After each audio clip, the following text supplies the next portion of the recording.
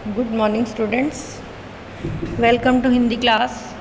बेटे, आज दो चार बातें आपको गद्यांश के बारे में बतानी है कि आप गद्यांश को कैसे करें। सपोज़ ये पैराग्राफ आपके पास पढ़ा है और उसे आपने ध्यान से पढ़ना है। एक बार की बात है, रात का समय था।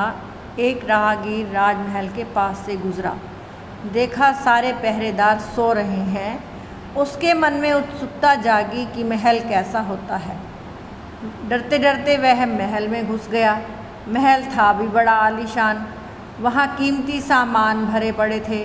मन तो भैया मन है, बड़े बड़े लोगों का भी डोल जाता है। वह तो ठहरा साधारण आदमी, सो लालच में आ गया। उसने झटपट कुछ कीमती सामान झोले में डाल लिया। सुबह होते ही शोर मच गया। राजमहल में चोरी हो गई। राजा परेशान हो गया। पहले ऐसा कभी नहीं हुआ था। राजा ने चोर को पकड़ने का आदेश दिया। सिपाहियों ने बहुत कोशिश की पर नतीजा कुछ नहीं निकला। कुछ दिन ऐसे ही निकल गए। उधर चोर का साहस बढ़ गया। उसने फिर चोरी करने की कोशिश की। वह फिर चोरी करने में कामयाब हो गया।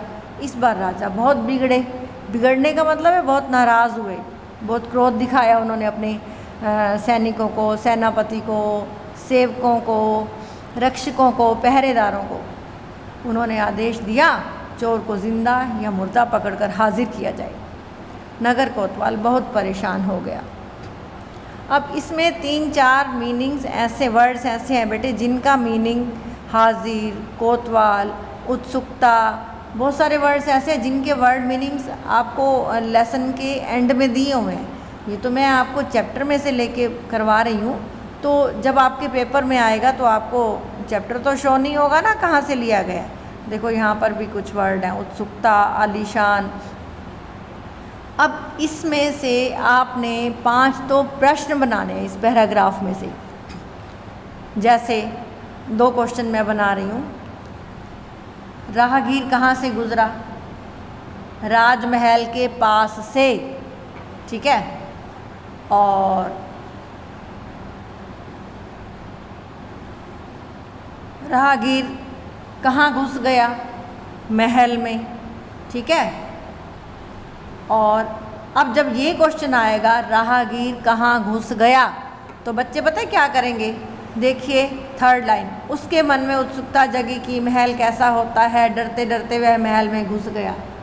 बच्चे या तो ये दोनों लाइनें लिख देते हैं या लिखते हैं डरते डरते वह महल में घुस गया।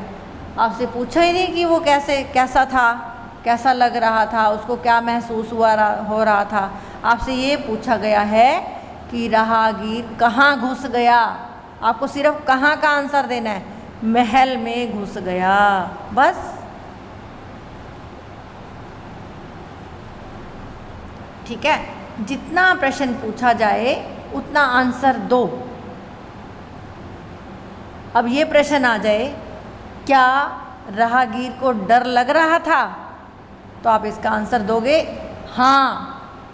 कई बच्चे दे देंगे डरते डरते वह महल में घुस गया। क्या राहगीर बहादुरी से महल में घुसा? कहीं पे है डरते डरते घुसा था ना, आंसर आएगा नहीं। कहने का भाव यह है कि आपसे जितना प्रश्न पूछा जाता है उतना ही आंसर दो। कोशिश करो छोटे से छोटा वाक्य बनाओ, जिन शब्दों की आवश्यकता है उन्हीं को उठाओ और टू द पॉइंट आंसर दो। और शब्दों का चुनाव ऐसा करो, अगर कोई नया शब्द आपको इस्तेमाल करना पड़ता है तो ऐसा शब्द ढूंढो, ऐसा पर्यायवाची ढूंढो जिसकी आपको स्पेलिंग आती हो, ठीक है। और इसके साथ साथ आपको हर पाठ की हेडिंग भी लर्न होनी चाहिए। अब आपको ध्यान है कि ये किस कहावत, किस स्टोरी में से लिया गया है। उल्टा चोर कोतवाल को डांटे कहावत की कहानी में से लिया गया है ये, ठीक है। पाठ क्या है? किससे कहावतों की दुनिया है। अब इसमें से आपसे विलोम शब्द पूछे जा सकते हैं, ठीक है, पूछे जा सकते हैं ना। पास, दूर, डरना, बहादुर होना, बड़ा छोटा, कीमती सस्ता, ठीक है, लेना देना, भरा खाली, ऐसे आपको जो मैं व्याकरण का अभ्यास करवा रही हूँ उसमें आपको पर्यायवाची शब्द भी आने चाहिए, लेसन वाले ढूंढने, क्रिया ढूंढनी आनी चाहिए।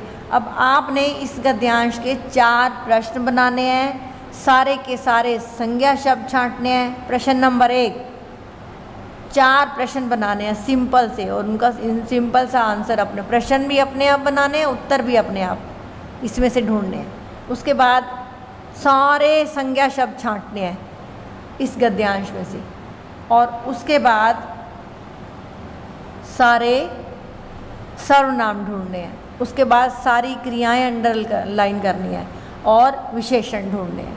ये सारी व्याकरण आपकी रिव्यू हो गई। 3 या 4 विलोम शब्द छांटे, ठीक है, 3-4 समान अर्थ वाले लिखें, बनाएं अपने आप। तो आप ऐसे अभ्यास करेंगे तो आप कॉम्प्रिहेंशन करने में एक्सपर्ट हो जाएंगे। गद्यांश में आपके 5 आउट ऑफ 5 ही आएंगी। आज के लिए इतना ही बच्चों, आपका दिन मंगलमय हो। धन्यवाद।